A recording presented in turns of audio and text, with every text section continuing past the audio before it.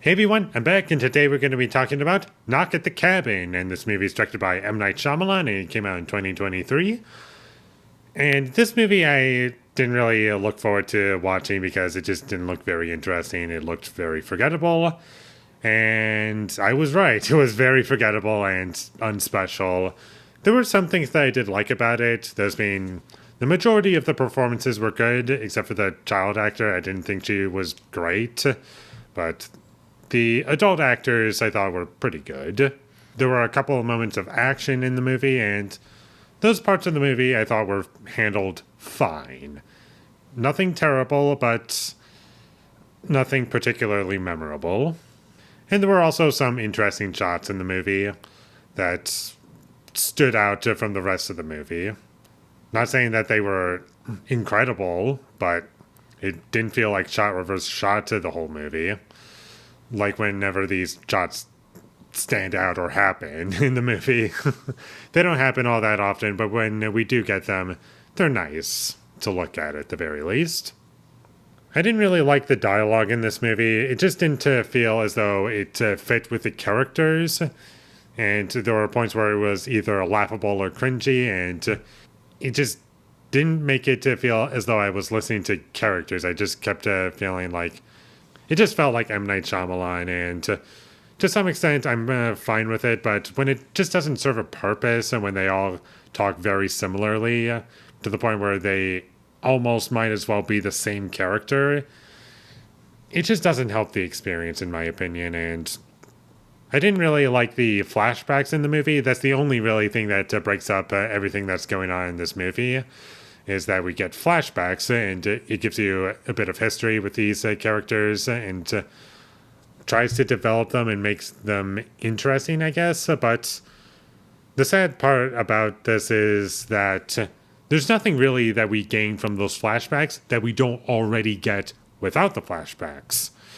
Because all of the information that is being presented in these flashbacks is pretty much either said or shown outside of those flashbacks. Or it's just things that you would imagine, and it's just unnecessary and doesn't need to be there.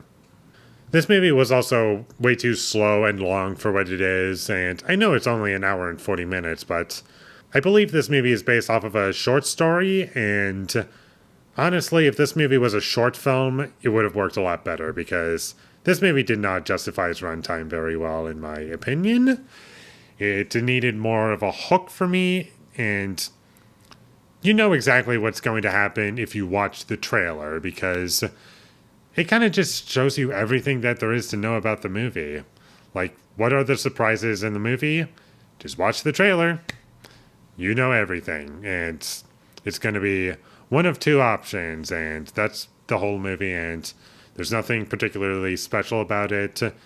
I don't even remember the music in this movie. That's how memorable it was to me, and the CGI in this movie did not look very convincing. There was CG fire that looked pretty bad, and it just didn't feel like it was a part of the environment, even in the slightest. I also didn't like any of the characters. They were just unlikable or not interesting to me, and I never once cared about what was going on for the most part.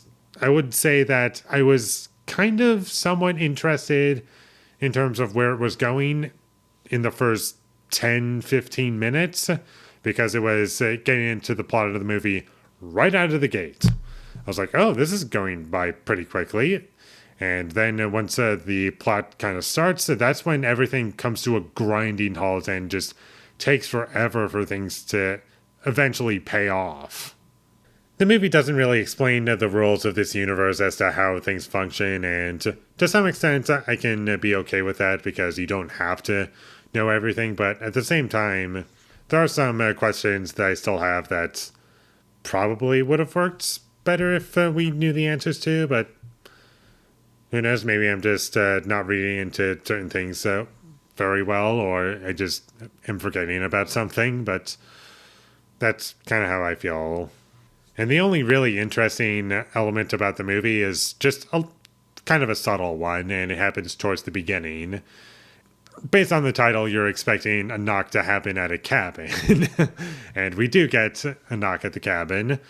And what was kind of interesting about it is that they knocked 7 times at the door, and there's 7 central characters in this movie.